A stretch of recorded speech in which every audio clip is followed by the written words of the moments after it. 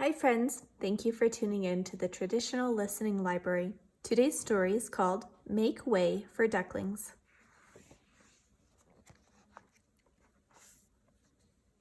Mr. and Mrs. Mallard were looking for a place to live, but every time Mr. Mallard saw what looked like a nice place, Mrs. Mallard said it was no good. There were sure to be foxes in the woods or turtles in the water, and she was not going to raise a family where there might be foxes or turtles. So they flew on. When they got to Boston, they felt too tired to fly any further. There was a nice pond in the public garden with a little island on it. The very place to spend the night, quacked Mr. Mallard. So down they flapped. Next morning, they fished for their breakfast in the mud at the bottom of the pond, but they didn't find much. Just as they were getting ready to start on their way, a strange, enormous bird came by. It was pushing a boat full of people, and there was a man sitting on its back. "Good morning," quacked Mr. Mallard, being polite. The big bird was too proud to answer, but the people on the boat threw peanuts into the water. So the Mallards followed them all around the pond and got another breakfast, better than the first. "I like this place," said Mrs. Mallard as they climbed out on the bank and waddled along. "Why don't we build a nest and raise our ducklings right in this pond? There are no foxes and no turtles, and the people feed us peanuts. What could be better?" "Good," said Mr. Mallard, delighted that at last Mrs. Mallard had found a place that suited her. But, "Look out!" squawked Mrs. Mallard, all of the dither. "You'll get run over." And when she got her breath, she added, "This is no place for babies, with all these horrid things rushing all about. We'll have to look somewhere else." So they flew over Beacon Hill and around the State House, and there was no place there. They looked in Louisburg Square, but there was no water to swim in. Then they flew over the Charles River. "This is better," quacked Mr. Mallard. "That island looks like a nice quiet place, and it's only a little way from the public garden." "Yes," said Mrs. Mallard, remembering the peanuts. "That looks like just the right place to hatch ducklings." So they chose a cozy spot among the bushes near the water and settled down to build their nest. And only just in time, for now they were beginning to molt. All their old wing feathers started to drop out, and they would not be able to fly again until the new ones grew in. But of course they could swim, and one day they swam over to the park on the riverbank, and there they met a policeman called Michael. Michael fed them peanuts, and after that, the Mallards called on Michael every day. After Mrs. Mallard had laid 8 eggs in the nest, she couldn't go to visit Michael anymore because she had to sit on the eggs to keep them warm. She moved off the nest only to get a drink of water, or to have her lunch, or to count the eggs and make sure that they were all there. One day, the ducklings hatched out. First came Jack, then Kack, then Lack, then Mack and Nack, and Ouack, and Pack and Quack. Mr. and Mrs. Mallard were bursting with pride. It was a great responsibility taking care of so many ducklings, and it kept them very busy.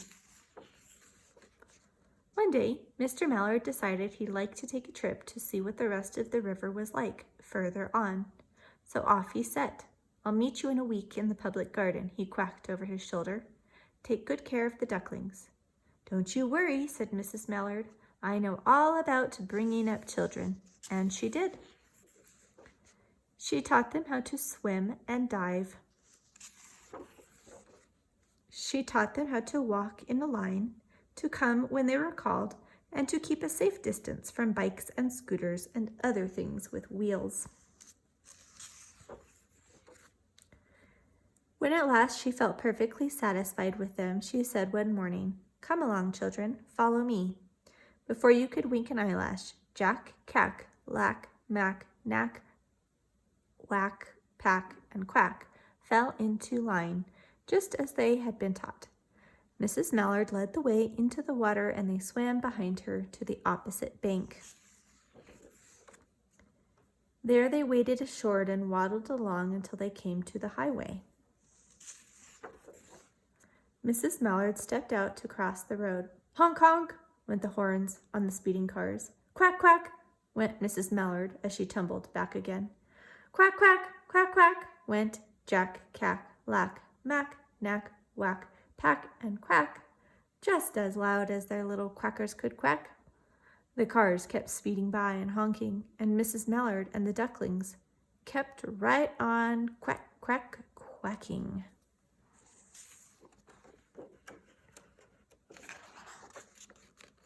They made such a noise that Michael came running, waving his arms and blowing his whistle. He planted himself in the center of the road. He raised one hand to stop the traffic and then beckoned with the other, the way policemen do, for Mrs. Mallard to cross over.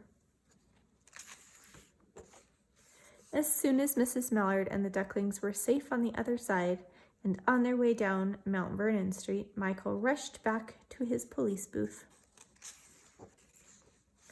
He called Clancy at headquarters and said, "There's a family of ducks walking down the street," Clancy said.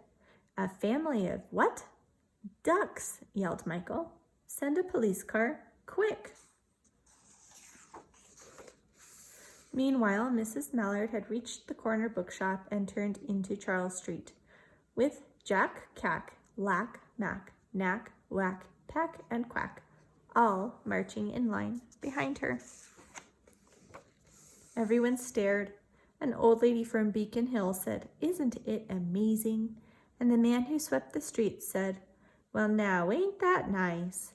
And when Mrs. Mallard heard them, she was so proud she tipped her nose in the air and walked along with an extra swing in her waddle. When they came to the corner of Beacon Street, there was the police car with 4 policemen that Clancy had sent from headquarters. The policemen held back the traffic so Mrs. Mallard and the ducklings could march across the street, right on into the public garden. Inside the gate, they all turned around to say thank you to the policeman. The policeman smiled and waved goodbye. When they reached the pond and swam across the little island, there was Mr. Mallard waiting for them, just as he had promised. The ducklings liked the new island so much that they decided to live there. All day long, they followed the swan boats and ate peanuts. And when night falls, they swim to their little island and go to sleep. Thank you for watching. We'll see you next time.